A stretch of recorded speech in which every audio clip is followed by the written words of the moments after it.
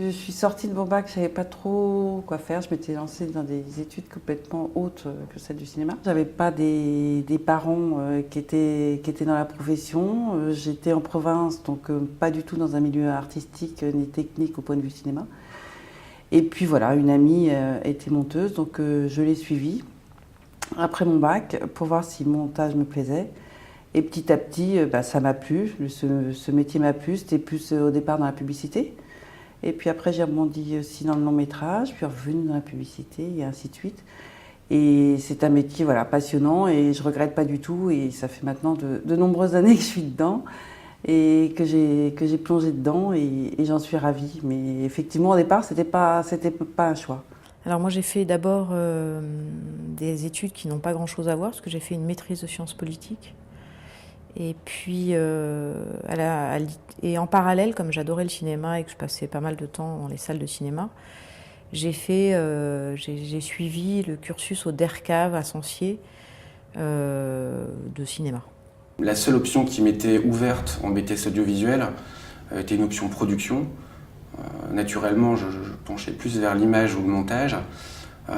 Mais Serial oblige, j'ai tout de suite misé sur la série production pour intégrer en tout cas ce BTS dans un lycée public. Il se trouve qu'à ce moment-là, un tout jeune DESS qui maintenant doit s'appeler Master 2, venait de se créer, enfin quelques années avant, et qui déjà était à ses côtés, qui s'appelait, je crois qu'il s'appelle aujourd'hui Droit et économie de l'audiovisuel, qui avait été fondé par Daniel Sabatier à la Sorbonne. Voilà. Donc j'ai suivi ça.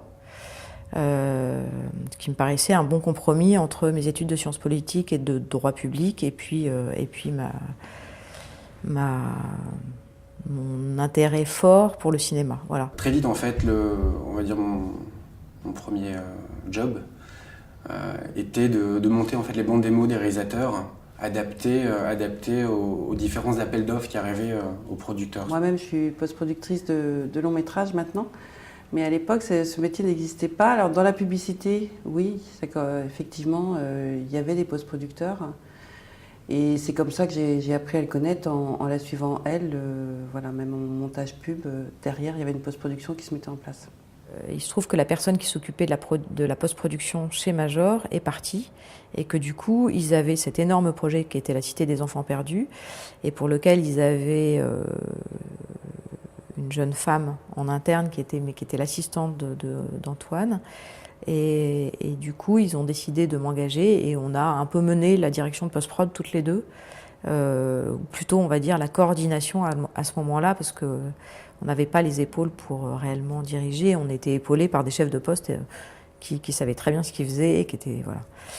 Mais ça a été notre première expérience, en tout cas ma première expérience dans le long métrage, de m'occuper de la coordination, de la post-production de la Cité des Enfants Perdus. Quand je suis arrivé dans cette première société, j'étais plutôt motivé, j'étais assez rapide, donc quand j'avais du temps à tuer, naturellement en fait, puisque les équipes de prod et tournage forcément étaient à l'extérieur, si j'arrivais pas à me greffer sur un tournage parisien, bien souvent en fait, j'allais voir tout simplement le post-producteur qui était tout seul à l'époque.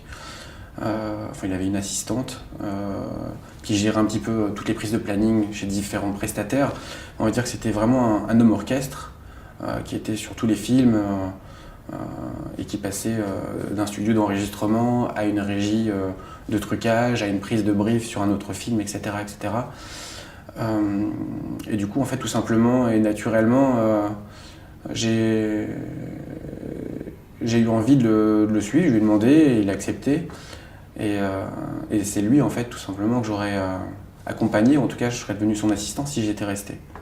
Le rebond a été de suivre ceux qui partaient et qui me proposaient tout simplement de me catapulter post-producteur immédiatement,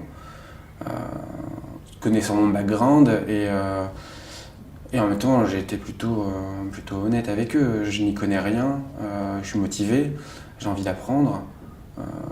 Et en fait, je crois que ça a toujours été un peu mon leitmotiv. Il ne faut jamais hésiter à poser des questions et non pas avoir peur de passer pour un imbécile, mais à un moment donné, en tout cas post-producteur de films de pub, on est dans un tel flux tendu qu'on ne peut pas se permettre de buter sur une question.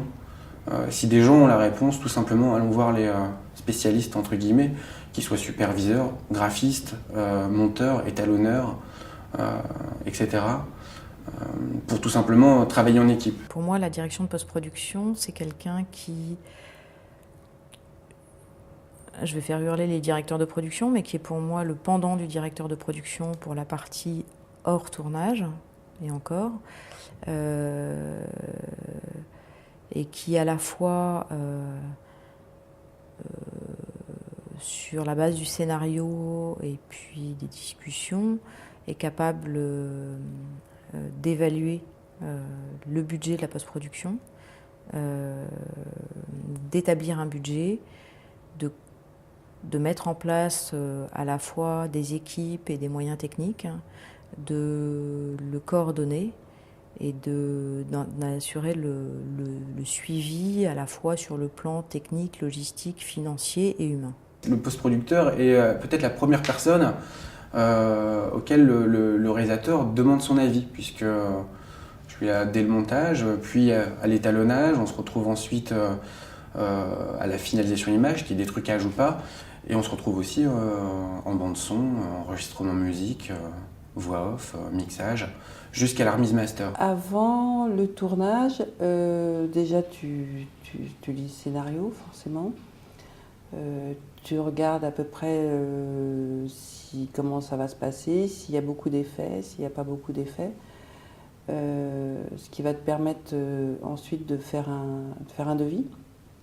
Il faut que tu fasses un devis pour la production. Donc tu vois aussi avec le réalisateur comment il veut tourner ça, avec quelle caméra, pour ensuite voir la suite en post-production, tout ce qui est labo. Donc tu fais ton devis en fonction de ça, en fonction des discussions avec le directeur de production, le réalisateur, et tu fais ton devis au mieux pour arriver à une enveloppe qui correspond forcément à la demande de la production, ce qui n'est pas toujours le cas. Donc après, tu essayes de rentrer dedans, tu discutes avec réalisateur et dire de prod pour arriver à ça. Prod et post-prod travaillent dès le premier jour de prépa ensemble. Et donc du coup, chacun rebondit sur le travail de l'autre, ce que l'un peut apporter à l'autre en termes de solutions de production, voire de post-production. Et ce qui permet de gagner du temps et de l'argent, ne pas faire de bêtises et pas hériter de plans une fois au montage en disant mais comment on va faire quoi, ou alors on va faire quelque chose mais ça va être un petit peu dur. Et donc le travail maintenant en amont du post-producteur et on va dire est vraiment en symbiose avec le travail du directeur de production. Et ça c'est le vrai tournant des dernières années. Je pense que c'est un métier indispensable parce que sinon, à la limite, ce sont des fausses économies parce que effectivement, un directeur de post-prod a un salaire.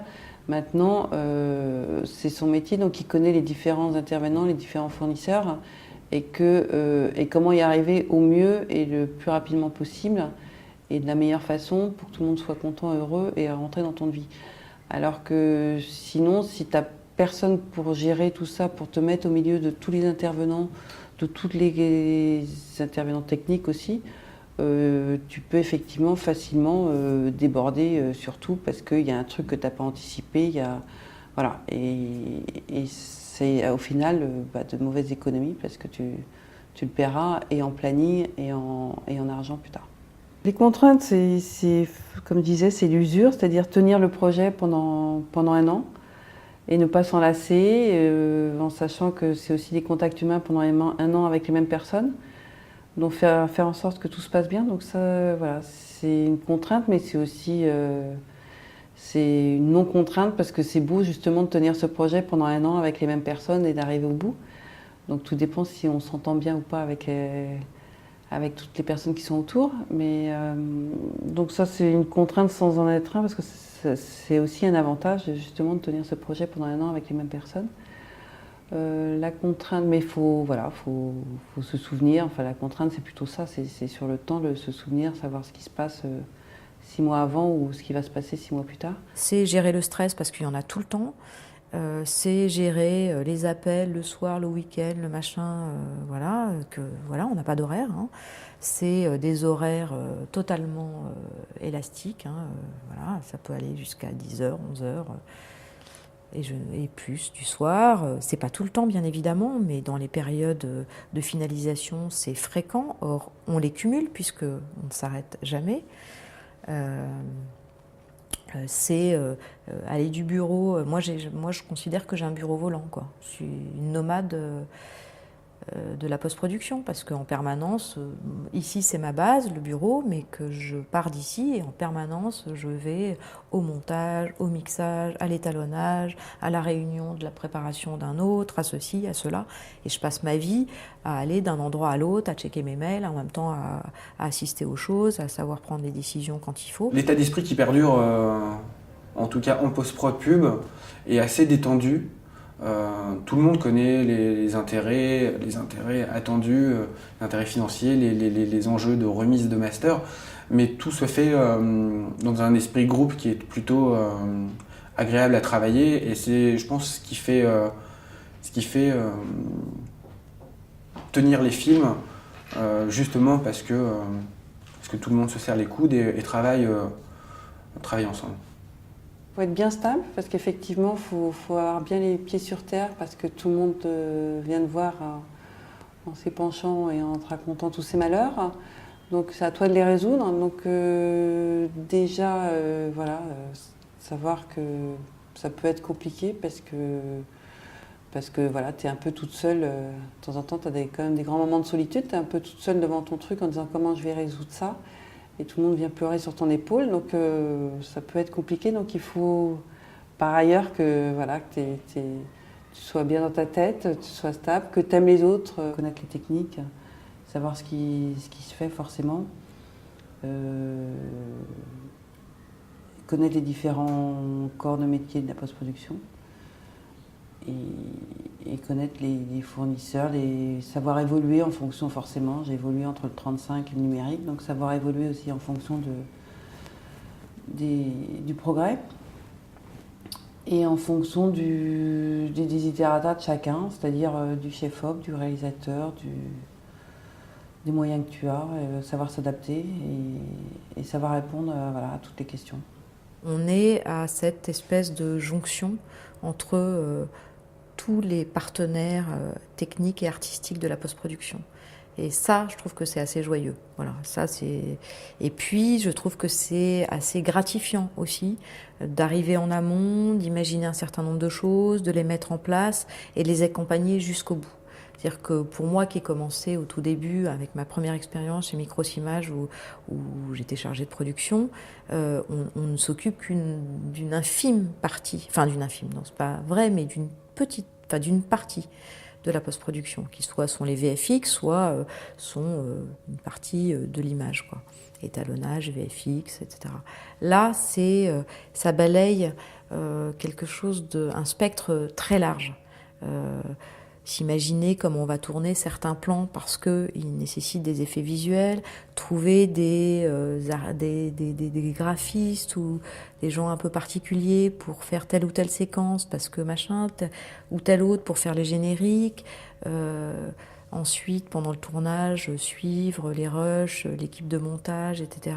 Et puis ensuite, voilà, quand les étapes commencent à se succéder de manière plus rapide, être là à l'articulation de chacun, écouter, entendre, regarder, voir les différentes étapes de montage et accompagner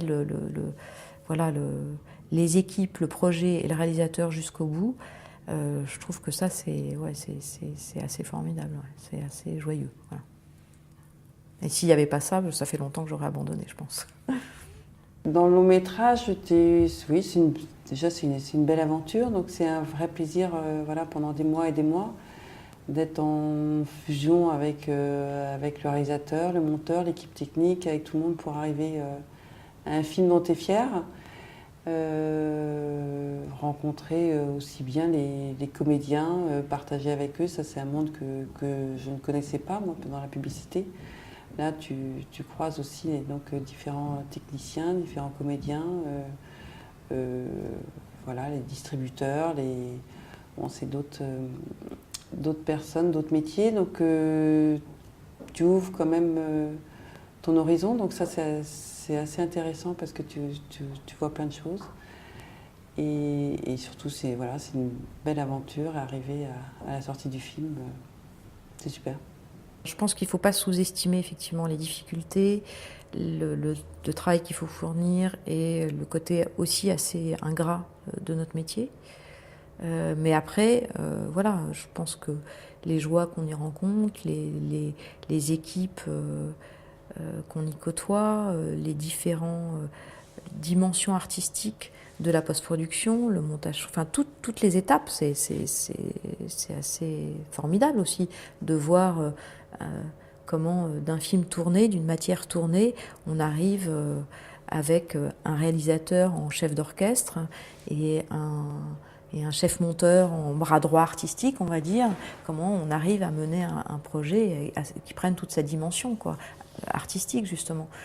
Ça, c'est assez génial, donc ça, c'est assez motivant. Après, je pense qu'il faut être opiniâtre comme pour tout aujourd'hui, et il faut savoir persévérer, et voilà. Et puis après, il faut se dire que comme c'est un métier nouveau qui rencontre ces difficultés-là, c'est aussi un métier en devenir, et que donc, il faut espérer que d'ici quelques années, il soit reconnu à ses justes valeurs, et que du coup, on ait les moyens qu'on mérite, je trouve.